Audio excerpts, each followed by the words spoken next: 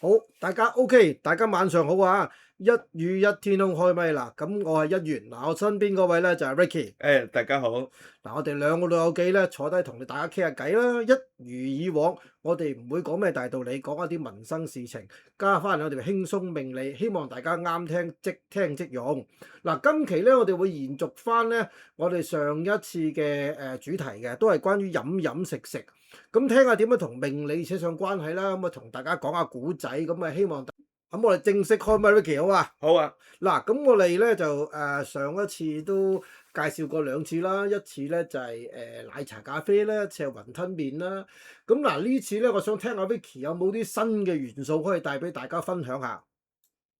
係好啊。咁我就講翻我早排去日本參觀呢個日本美食節呢個嘅經驗俾大家分享下。好啊，講嚟聽下，有啲咩好嘢？我今次咧就我都係第一次啊，香港嗰啲美食展覽啊就去得多啦。日本嘅今次我都係第一次去，咁就今次我就去一個叫做幕張嘅地方咧，就參觀呢個日本嘅美食節。嗯，咁今次都係多謝我啲日本通朋友咧，教我知係點去啊。其實都好簡單嘅，喺東京去咧，其實搭翻嗰啲鐵路啊，轉一轉線，一個鐘頭內就到㗎啦。咁樣其實咪自己去啊？係啊。哦，即係唔係跟團嘅？唔係。咁我又分享下我所見所聞啦。咁我今次去咧就因為我都算早到㗎，咁就見到佢哋有啲都啱啱到場。咁主要我就係睇下佢嗰啲食品，個展覽食品有啲咩啦。咁嗯，都好多元化。嗱，有農產品裏邊咧，當然有啲肉類啊剩啦。咁亦都有啲咖啡啊、茶啊嗰啲當然有啦。咁亦都有啲零食啊，零食嘅食品啦，都好多元化㗎。咁我同嗰啲店嗰啲商店啲人溝通咧，都獲益良多。咁其實呢啲食品你睇咗之後咧，有冇啲係喺香港係都賣緊或者賣過嘅咧？比較少。哦，同埋佢哋主要今次嚟講都好多係日本裏邊內部城市啲人去交流性嘅嚇。不過對當然啦，就想傾銷去出邊。咁外來人嘅參觀咧，其實都唔算多㗎。哦，OK。如果咁樣嚟講，你最大嘅最深刻印象係邊隻食品咧？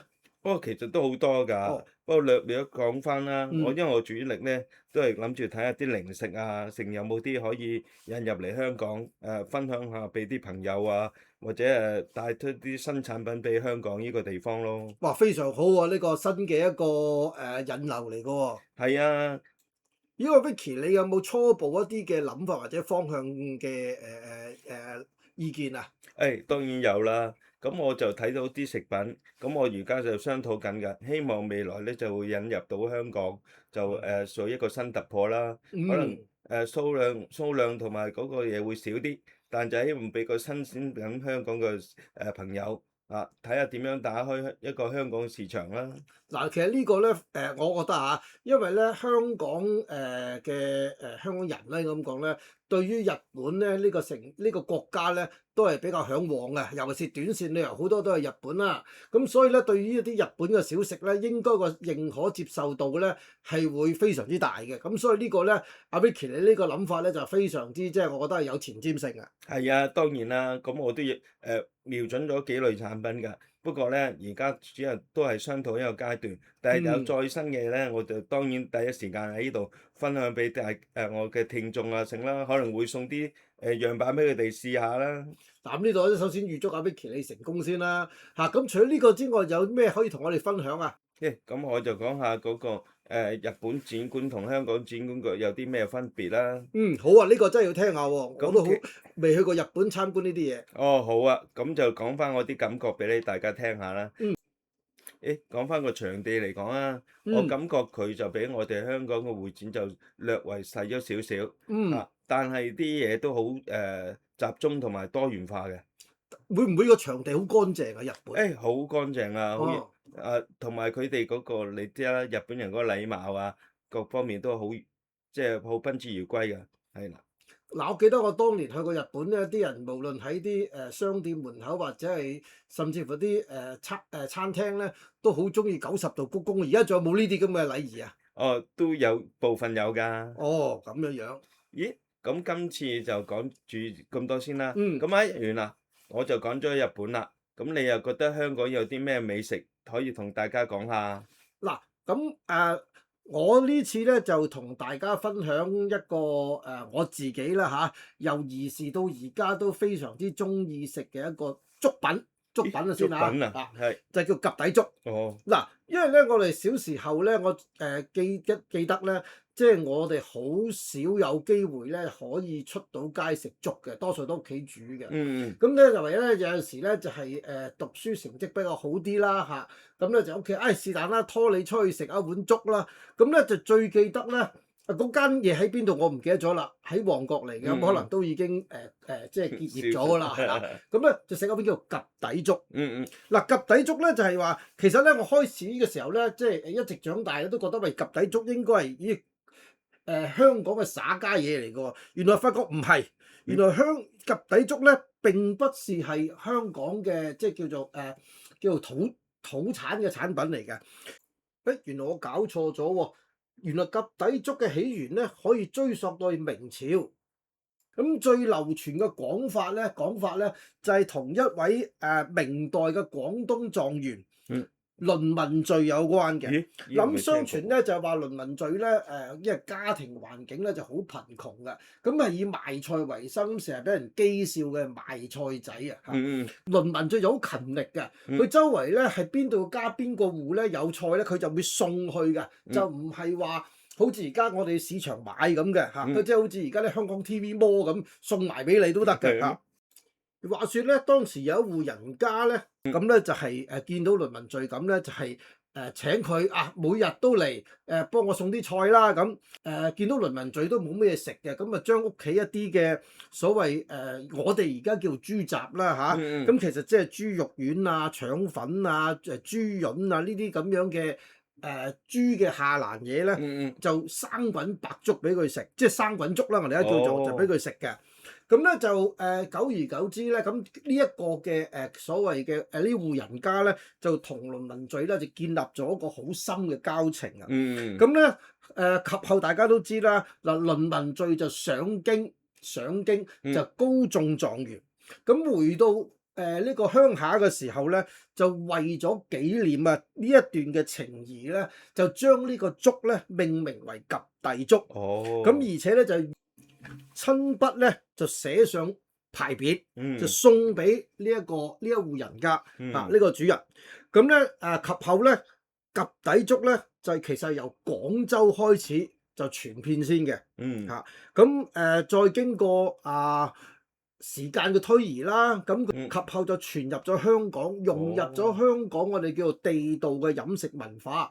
咁而香港咧嗰啲即係叫商人又好聰明嘅，咁就將呢一個咁嘅飲食文化呢個粥品咧，就將佢發揚光大。咁樣咧就其實咧我哋入去粥鋪食呢個及第粥咧，阿 Vicky 你覺得最難嘅係啲咩咧？生滾及第粥最考功夫係咩咧？最考功夫就當然係佢個鮮味啦。鮮味咧就係嗰個我哋叫做滾料啊，即係叫做原料啊，滾料就係譬如頭先所講豬肝啊、豬肉丸嗰啲啦。但係其實最考功夫咧就係個粥底。原來對於粥底嚟講咧，我聽過有啲老師傅講咧，佢哋嘅及第粥個粥底咧，有啲我哋兒時有啲粥鋪咧就係佢係分開嘅。及第粥個粥底係另外煮開嘅。咁佢係用咩米咧？係用東北米溝呢個絲苗米，但係當然啦，每一個粥店嗰個配方都唔同啦嚇。咁另外咧，佢哋係要做到咧個粥底咧係綿滑，感覺係冇米嘅。咁點樣可以做到呢樣嘢咧？嗱，第一樣嘢咧就係佢需要咧凍水，我聽啲師傅講係凍水落米，而米同水嘅比例大概係1:1.2度咁上下。咁而加水咧一次性加嘅，千祈唔好中間加。咁而係咧佢嗰個先用大火滾到佢真係滾起嘅時候咧，就再收細個火，大概係滾個零鐘頭到啦。嗯咁一路滾咧，佢一路攪，係記住喎，係順同一個方向攪。嗯好啦，個關鍵點嚟啦，點樣可以去到冇米咧？嗰個粥底原來咧佢有啲技巧就係話，佢會用一個我哋而家叫魚袋咧，嗰陣時候叫布袋啦，係載住啲米嘅。哦咁佢咧當個粥底成面成形嘅時候咧，佢成個布袋咧係將啲米渣咧係叫攞起嘅。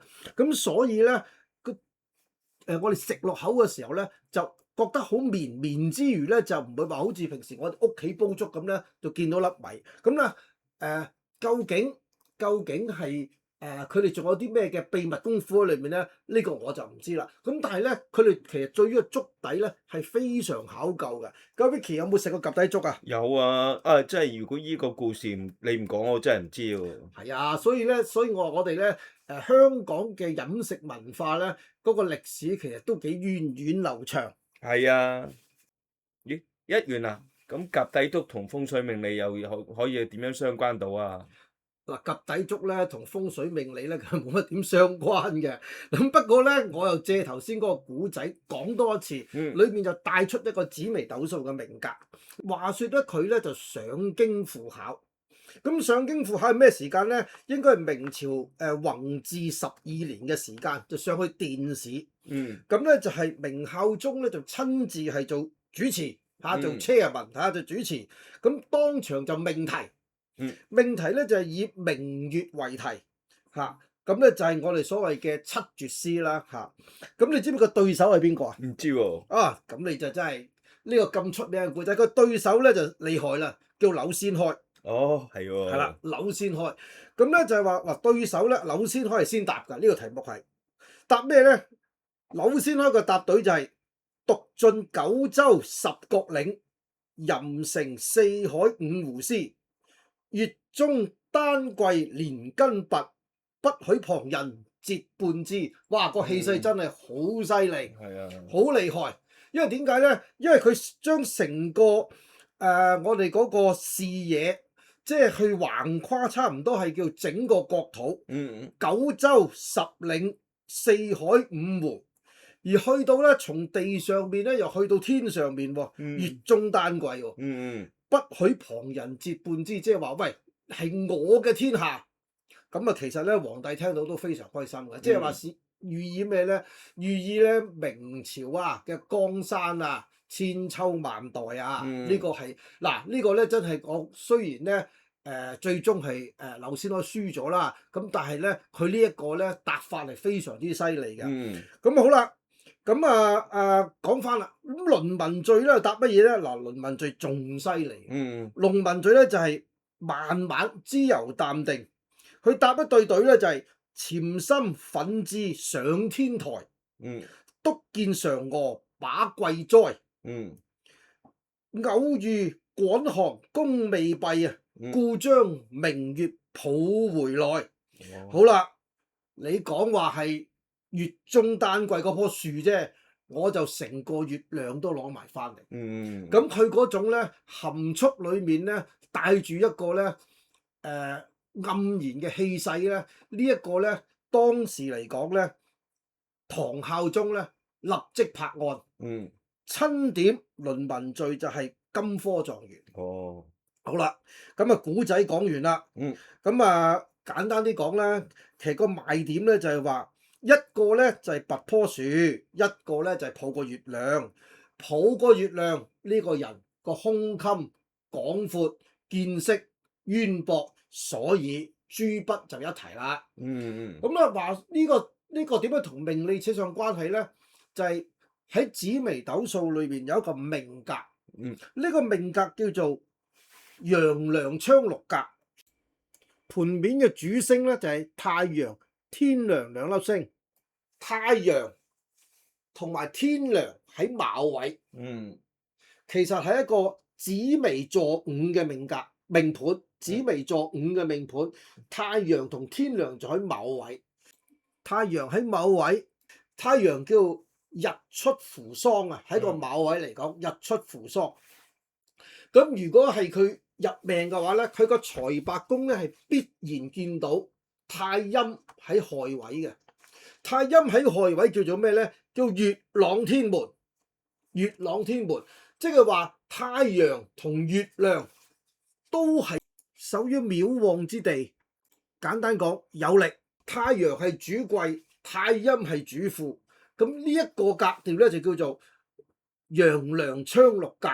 咁詩訣亦都有講咧，天梁太陽昌祿會，勞傳第一名，就係講啲人讀書好叻嘅。咁尤其是喺古時候咧，係士農工商當中係以士為首啊。咁所以咧就話，如果得到呢個命格嘅話咧，應該咧係讀書應該係金榜題名，所以有全勞第一之語。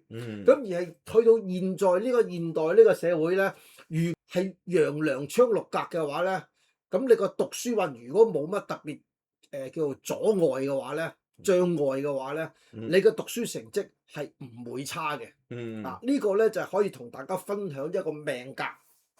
好啊。咦，即係今次都係多謝元話呢個俾我哋聽啦。我都係借古仔講嘅啫。咁今次嘅時間應該都差唔多嘅咯喎。係啊。咁希望咧大家即係可以都繼續支持我哋節目啦。如果係覺得有啲咩話題想聽嘅，可以留言俾我哋嚇。咁如果覺得個課題都可以覺得係有共鳴喎，咁幫手可以分享下俾你嘅朋友，或者係subscribe 我哋嘅頻道，等我哋係更加有一個支持去繼續做一啲好嘅節目俾大家聽。好啊。好啊。晚安啦喎。好，拜拜。拜拜。